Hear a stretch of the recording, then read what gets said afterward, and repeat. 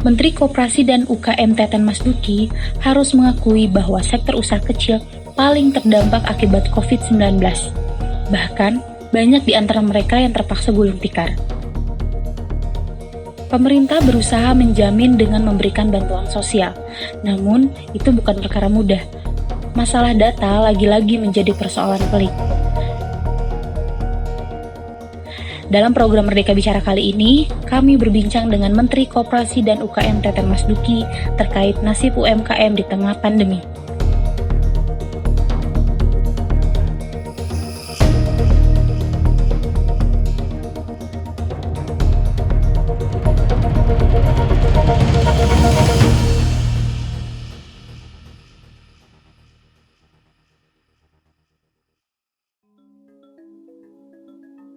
Assalamualaikum Pak Teten. Waalaikumsalam. Langsung saja Pak ke pertanyaan pertama. Hampir semua pelaku UMKM ini kan terdampak penyebaran COVID ya Pak. Bagaimana sih Pak kondisi mereka saat ini dan berapa lama mereka bisa bertahan itu? Kalau saya kelompokkan ada dua. Yang pertama memang yang mikro dan ultra mikro, ini yang biasanya pendapatan harian, ini yang paling terpukul. Sehingga mereka sekarang ini sebenarnya boleh dikategorikan kelompok miskin baru. Nah, mereka nggak bisa jualan, sehingga ini kita mau dorong untuk dimasukkan ke program bansos. Nah, sementara ada sebagian UMKM yang justru juga ada opportunity untuk tetap bisa bertahan. Ini yang saya kira masih bisa diselesaikan lewat mekanisme ekonomi. Karena itu program di pemerintah, khususnya yang UMKM, di selain ada kebijakan relaksasi pembiayaan, itu mencakup penundaan cicilan dan penghapusan bunga untuk penundaan cicilan selama 6 bulan, lalu penghapusan bunga kreditnya 0% selama 3 bulan, 50% 3 bulan. Lalu penghapusan pajak UMKM. Saya kira ini kan bisa membantu masalah fiskal, masalah cash flow mereka. Selain itu juga sekarang sudah keluar Permenko Ekonomi mengenai KUR. Jadi KUR saya kira termasuk UMKM yang sudah menerima KUR selama ini sudah dimudahkan untuk mendapatkan perpanjangan kredit baru, maupun yang baru pun dipermudah. Nah, jadi kira-kira itu satu, stimulus ekonomi. Yang kedua, yang memang udah nggak bisa usaha, kita dorong untuk masuk ke perluasan program bantuan sosial. Dan sekarang ini dengan program bansos yang begitu besar ya, program Keluarga Harapan kan sekarang diperluas jadi 15 juta. Lalu kartu sembako ada 2 juta. Lalu nanti yang BLT juga saya kira akan ditambah lagi ya di BLT, saya lupa angkanya. Oke, Pak, kalau boleh tahu Pak update-nya untuk data dari kementerian yang dipunya ini untuk sektor berapa banyak sejauh ini yang sudah gulung tikar Pak? Data itu sangat dinamik ya, tutup usaha dan usaha itu kan hal biasa.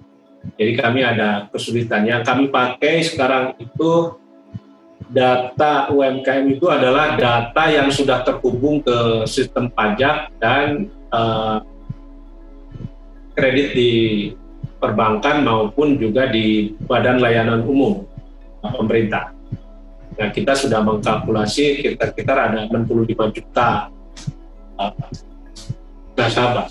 Tapi yang kita khawatirkan yang memang UMKM di ultramikro yang tidak terhubung dengan perbankan dan tidak terhubung dengan sistem perpajakan, ini yang sulit dilacak. Nah, kami berdasarkan terus komunikasi dengan daerah ya, dengan berbagai asosiasi koperasi simpan pinjam, memang yang ultramikro ini memang sudah terpukul. Mereka udah nggak bisa usaha lah, sehingga kita ingin dorong percepat supaya segera masuk di dalam program jaminan sosial. Bapak kan pernah bilang kalau misalnya produk UMKM kita itu kalah sama produk impor. Kalau di tengah pandemi ini bisa nggak sih Pak UMKM kita ini memanfaatkan peluang yang biasanya pasarnya impor diambil sama UMKM? Itu kemungkinannya seperti apa dan apakah itu berjalan?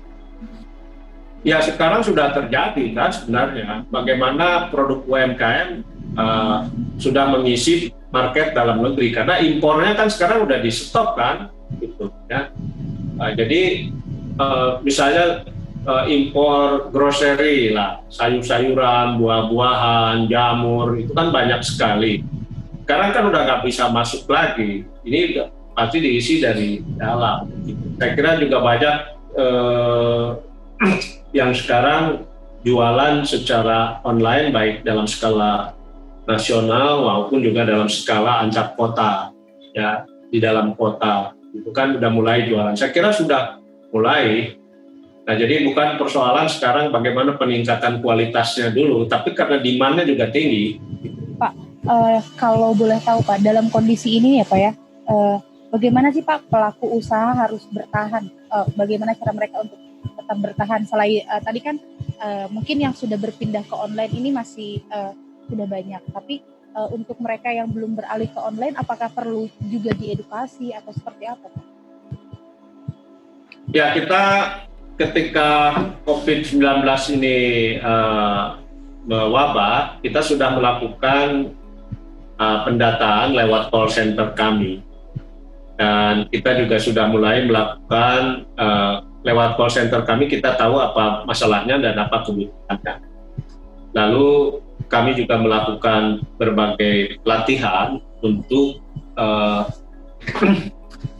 bagaimana UMKM melakukan perubahan-perubahan untuk menangkap peluang baru. Dan saya kira di UMKM ini kan sangat fleksibel, seperti konveksi, tukang bendera yang biasanya sibuk sekarang membuat bendera untuk 17-an, sekarang kita geser mereka membuat masker kain gitu. Jadi kita bikin pelatihan-pelatihan seperti itu. Bagaimana di setiap sektor, di sektor makanan, di sektor fashion, di sektor yang lain, kita membuat tutorial-tutorial gratis secara online lewat Smesco, juga lewat kementerian kami, untuk mengedukasi UMKM supaya mereka bisa memanfaatkan peluang yang masih ada. Ya. Ida kan bilang kalau sektor UKM ini yang paling banyak melakukan perumahan dan PKK.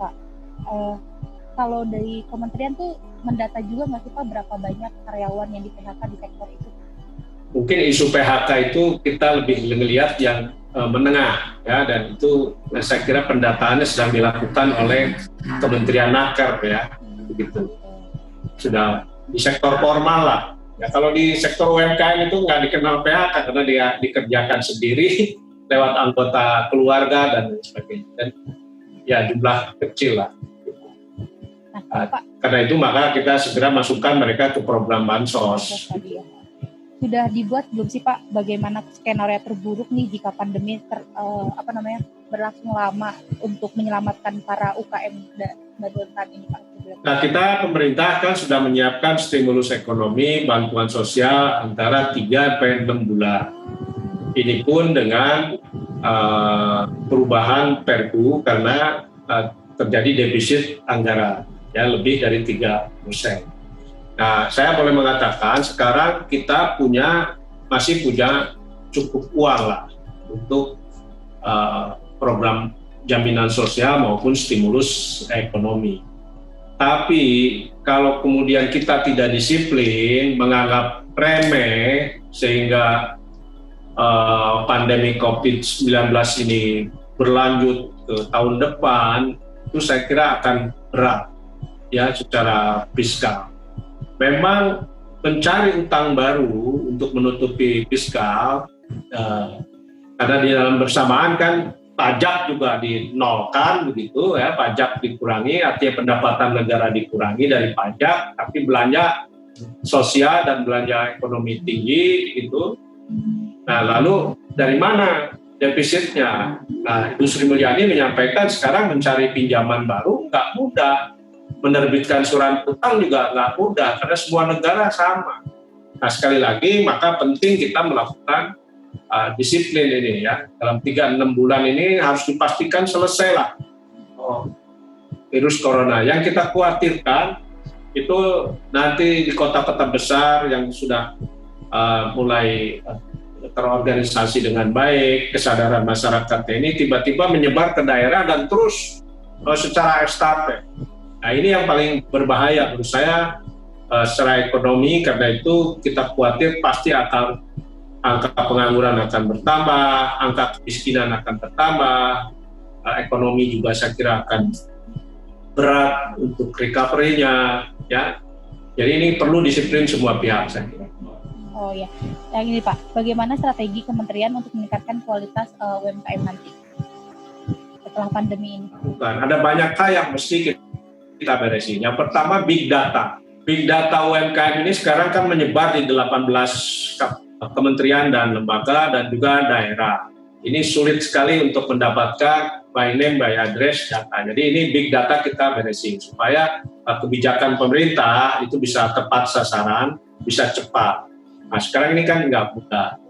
Nah, yang kedua pembiayaan. Nah, ini juga berkaitan dengan big data tadi, karena pembiayaan untuk UMKM kan terlalu banyak pintunya. Nah, jadi ini kita mesti beresi, lebih disederhanakan. Nah, yang ketiga, ini memang tadi digitalisasi UMKM ini sekarang menjadi mutlak lah. Jadi kita bisa menarik hikmahnya dan mungkin semua pelaku usaha kecil dan menengah juga sekarang menyadari bahwa digitalisasi atau jualan lewat market online ini menjadi penting.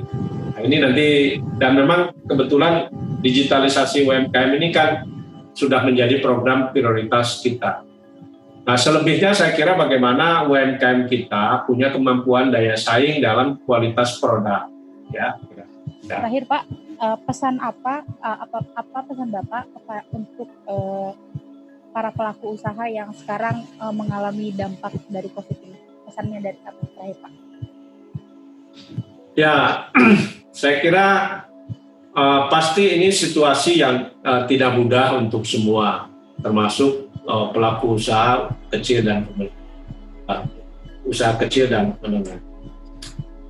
Nah, ini saatnya memang kita bekerja sama antara pemerintah dan juga para pelaku usaha kecil dan menengah. Pemerintah berusaha mencari jalan keluar dari kesulitan pembiayaan, misalnya dengan program relaksasi pinjaman, termasuk kemudahan pinjam baru, menghilangkan bunga cicilan dan juga menghapuskan pajak. Nah, tapi di sisi lain juga kita menyiapkan program bansos untuk pelaku mikro, ultramikro yang betul-betul sudah tidak bisa lagi berusaha. Nah, tapi ini kan pasti tidak akan memuaskan masyarakat. Nah, yang kita urus ini sekitar 64 juta pelaku usaha kecil dan menengah termasuk koperasi. Ini membutuhkan biaya besar. Jadi berhenti mengeluh. Kita sekarang segera berbuat dan optimumkan pembiayaan yang diberikan oleh pemerintah, termasuk juga barangkali ini. Oke, siap. Terima kasih Pak Teten untuk kesempatan wawancaranya. Ya, sama-sama. Semoga selalu sehat ya Pak. Ya, tetap sehat ya. Siap Pak. Saya at home. Oke. Assalamualaikum. Terima kasih. Waalaikumsalam.